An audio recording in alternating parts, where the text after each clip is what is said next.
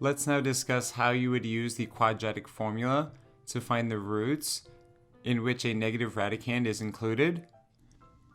So the radicand is the number underneath our radical sign, and the imaginary unit I can be removed from a radical term with negative radicand because we can break it up into the product of two of its factors. So -1 times 9 equals -9. How does this help? Because now we can take the square root of 9, which is 3, and we can simplify. The square root of -1 is equal to I, giving us 3I, whereas we wouldn't be able to proceed from here since we have a negative radicand. Same thing for -16. -16 is the product of 16 times -1.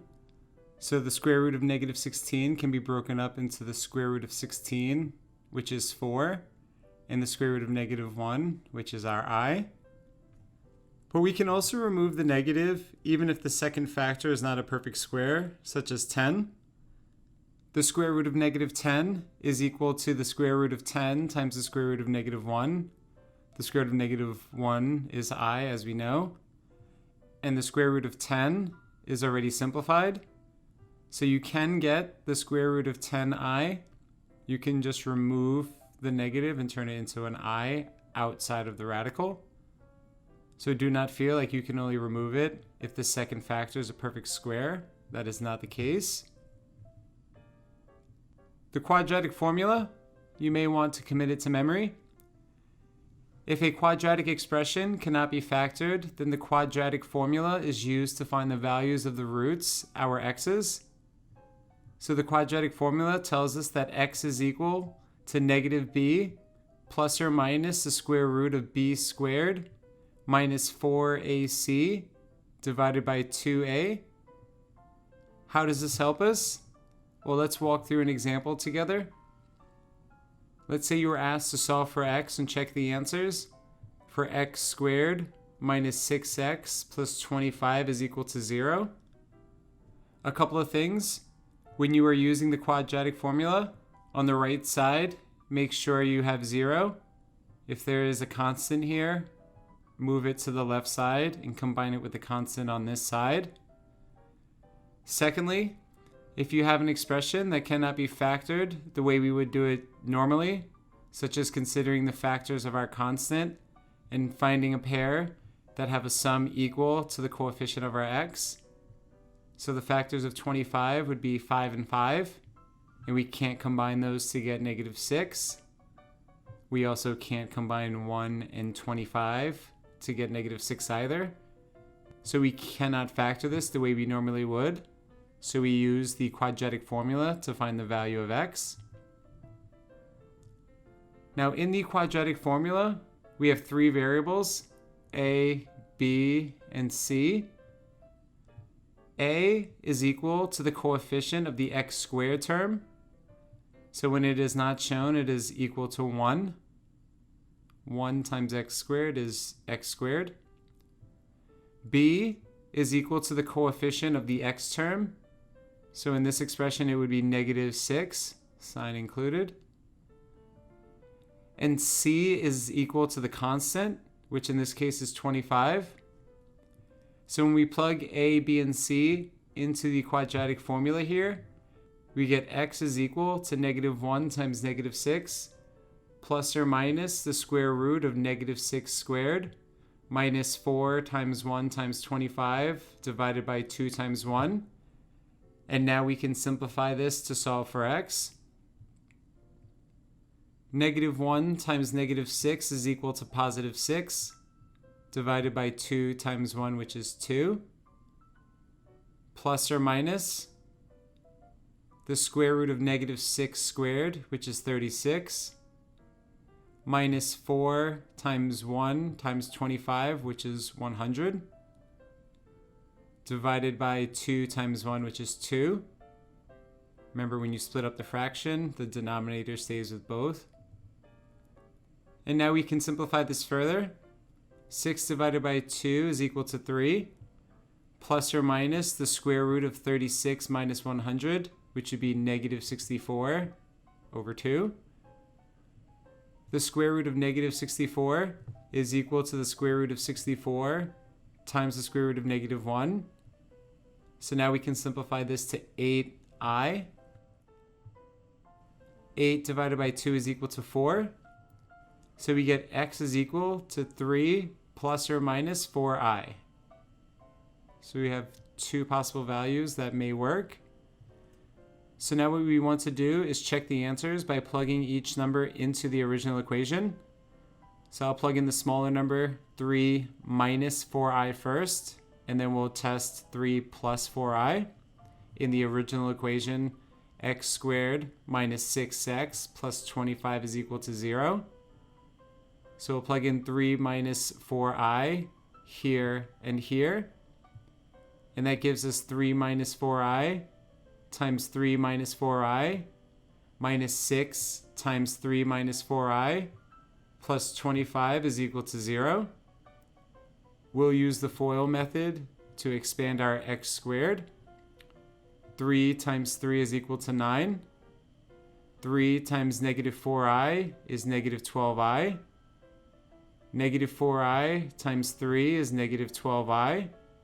And negative 4i times negative 4i is 16i squared.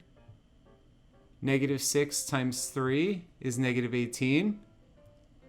Negative 6 times negative 4i is positive 24i. Plus 25 is equal to 0. Negative 12i minus 12i gives you negative 24i. 16 times I squared is 16 times negative 1, 24i. And we have 9 minus 18, which is negative 9, plus 25 gives us positive 16 here. Negative 24i and positive 24i cancel each other out, leaving you with 16 times negative 1, which is negative 16, plus 16. Combine those and we get 0. So when we plug in 3 minus 4i for x, we get 0 is equal to 0. And since the left side equals the right side, this confirms that 3 minus 4i is a value of x. And now let's test the second possible value, 3 plus 4i. 3 times 3 gives us 9. 3 times 4i gives us 12i. 4i times 3 gives us 12i. 4i times 4i is 16i squared. Negative 6 times 4i is negative 24i. Plus 25 is equal to 0. 12i plus 12i is 24i. 16 times I squared is 16 times negative 1 minus 24i. And we have 9 minus 18, which is negative 9, plus 25 is positive 16. 24i minus 24i cancel each other out, leaving us with 16 times negative 1, which is negative 16, plus 16, which is equal to 0.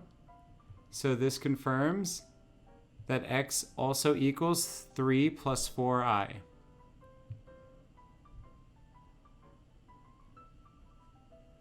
So that is how you can use the quadratic formula to solve quadratic expressions that cannot be factored traditionally. Let's have you try a few practice questions. Solve for x and check the answers. Question number 1. X squared plus 4x plus 5 is equal to 0. Question number 2. X squared minus 2x plus 5 is equal to 0. And question number 3.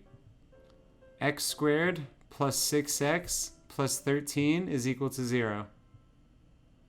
Pause the video, answer these questions, and then press play when you are ready to begin.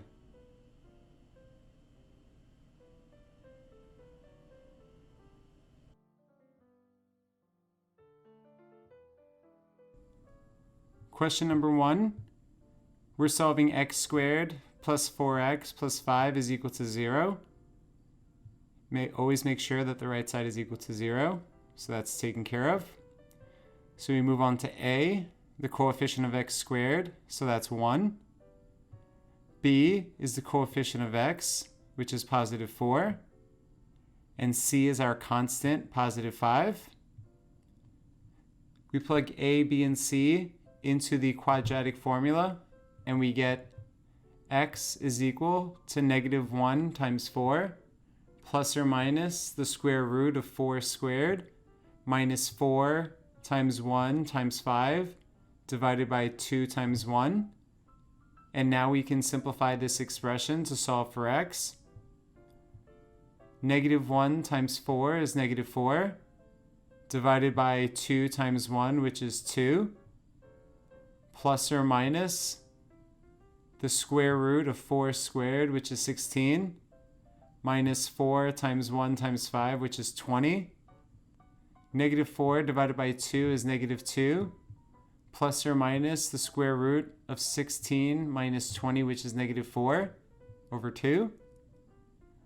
The square root of negative 4 is equal to the square root of 4 times the square root of negative 1. The square root of negative 1 is I, and the square root of 4 is 2.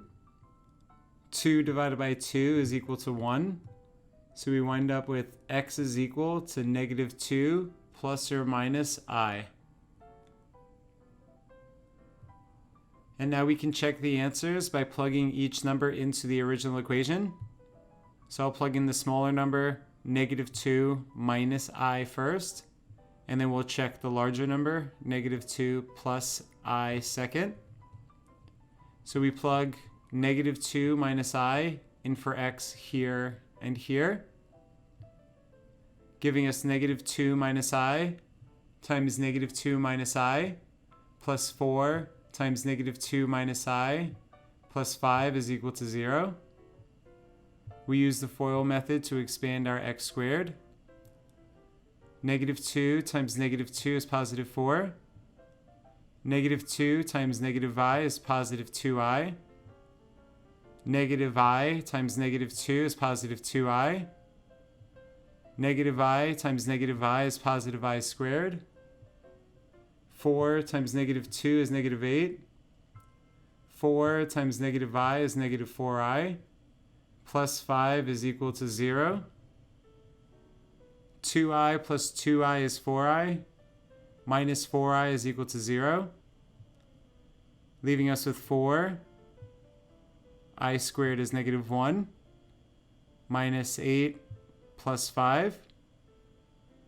4 minus 1 is equal to 3. 3 minus 8 is negative 5. And negative 5 plus 5 is equal to 0.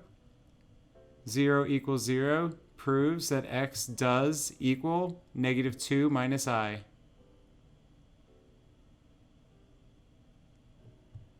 And now we test our second potential value, negative 2 plus I.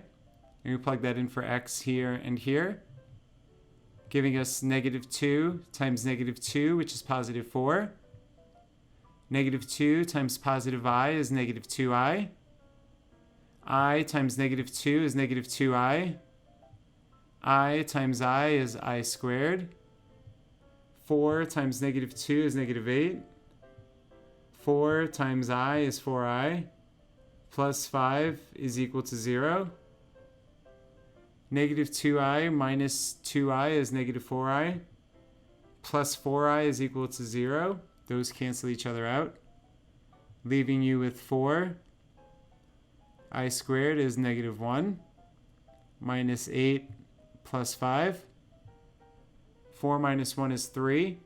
3 minus 8 is negative 5. Negative 5 plus 5 is equal to 0, proving that x does also equal negative 2 plus I. So the answer to question number 1 is negative 2 plus or minus I. Let's take a look at question number 2. We were given x squared minus 2x plus 5 is equal to 0. We have 0 on the right side, so we're ready to go. So we start with the coefficient of x squared, which is 1. The coefficient of x is negative 2, so that's B. And our constant is positive 5, so that's C. We plug A, B, and C into the quadratic formula and solve for x. So we get x is equal to negative 1 times negative 2 plus or minus the square root of negative 2 squared minus 4 times 1 times 5 divided by 2 times 1. And now we simplify this fraction to solve for x, giving us negative 1 times negative 2, which is 2, divided by 2 times 1, which is 2, plus or minus the square root of negative 2 squared, which is 4, minus 4 times 1 times 5, which is 20. 2 divided by 2 is equal to 1, plus or minus the square root of 4 minus 20, which is negative 16 over 2. The square root of negative 16 is equal to the square root of 16 times the square root of negative 1. The square root of 16 is 4, and the square root of negative 1 is I. 4 divided by 2 is equal to 2, giving us x is equal to 1 plus or minus 2i. In step 3, check the answers by plugging each number into the original equation. So we'll plug in 1 minus 2i first, in for x here and here, giving us 1 minus 2i times 1 minus 2i minus 2 times 1 minus 2i plus 5 is equal to 0. We'll use the FOIL method to expand our x squared. 1 times 1 is 1. 1 times negative 2i is negative 2i. Negative 2i times 1 is negative 2i. Negative 2i times negative 2i is positive 4i squared. Negative 2 times 1 is negative 2. Negative 2 times negative 2i is positive 4i. Plus 5 is equal to 0. Negative 2i minus 2i is negative 4i. And that cancels out positive 4i, leaving us with 1 plus 4 times negative 1 minus 2 plus 5. 4 times negative 1 is negative 4. 1 minus 4 is negative 3. Negative 3 minus 2 is negative 5. And negative 5 plus 5 is equal to 0. Left side equals right side proves that x does equal 1 minus 2i. And now we'll test our second potential value, 1 plus 2i. We'll plug it in for x here and here. We'll use the FOIL method to expand our x squared, giving us 1 times 1, which is 1. 1 times 2i is 2i. 2i times 1 is 2i. And 2i times 2i is 4i squared. Negative 2 times 1 is negative 2. Negative 2 times positive 2i is negative 4i. Plus 5 is equal to 0. 2i plus 2i is 4i. Minus 4i, so those cancel each other out, leaving you with 1 plus 4 times negative 1 minus 2 plus 5. 4 times negative 1 is negative 4, giving us 1 minus 4, which is negative 3. Negative 3 minus 2 is negative 5. And negative 5 plus 5 is equal to 0. 0 equals 0 proves that x also equals 1 plus 2i. So the answer to question number 2 is x is equal to 1 plus or minus 2i. And let's have a look at question number 3. X squared plus 6x plus 13 is equal to 0. A is equal to our coefficient of x squared, so a is equal to 1. B is equal to the coefficient of our x term, so it is positive 6. and c is equal to our constant, positive 13.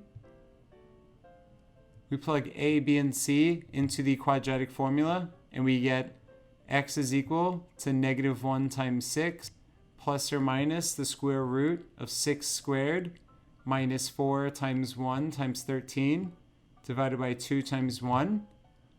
And now we can simplify this fraction to solve for x.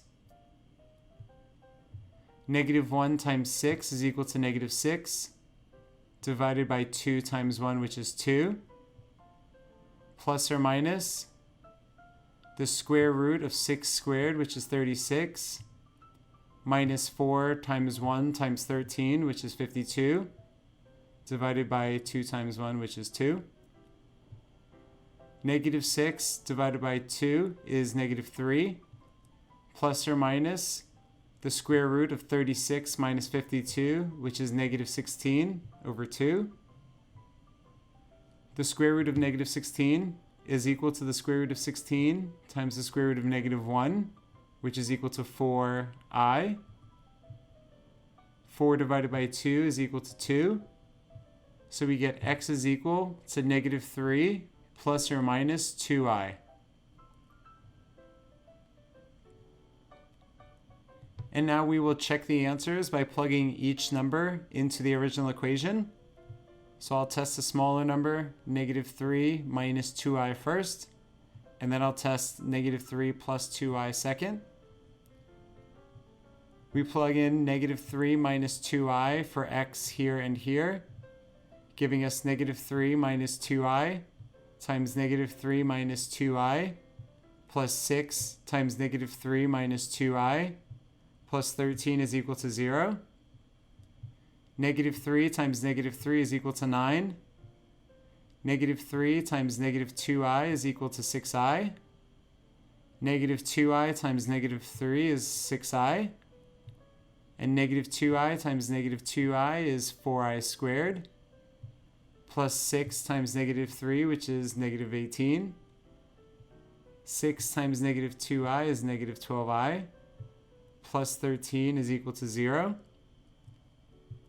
6i plus 6i is 12i. Minus 12i is 0. So those negate each other, leaving you with 9 plus 4 times negative 1 minus 18 plus 13. 4 times negative 1 is negative 4. 9 minus 4 is 5. 5 minus 18 is negative 13. Negative 13 plus 13 is 0. So this shows that x does equal negative 3 minus 2i. And now we test our second potential value, negative 3 plus 2i, and we plug it in for x here and here. We'll use the FOIL method to expand our x squared. Negative 3 times negative 3 is 9. Negative 3 times positive 2i is negative 6i. 2i times negative 3 is negative 6i. And 2i times 2i is positive 4i squared. 6 times negative 3 is negative 18. 6 times 2i is 12i. Plus 13 is equal to 0. Negative 6i minus 6i is negative 12i. Plus 12i, so those cancel each other out, leaving us with 9 plus 4 times negative 1 minus 18 plus 13 is equal to 0. 4 times negative 1 is negative 4. 9 minus 4 is equal to 5. 5 minus 18 is equal to negative 13. And negative 13 plus 13 is equal to 0. So this shows that x also equals negative 3 plus 2i. So the answer to question number 3 is x is equal to negative 3 plus or minus 2i.